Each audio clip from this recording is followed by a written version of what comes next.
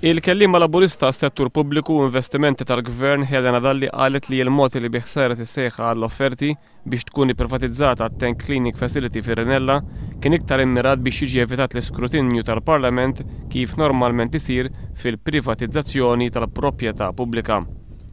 Meta għamel il-U-turn fej biddel il-policy tiegħu għal hemmhekk ma ġiex il-Parlament imma sempliċiment ħareġ is-sejħa għall-offerti mingħajr ma tkellem xejn fuq il-biċċa tax-xogħol mingħajr ma ġie kif suppost jagħmel.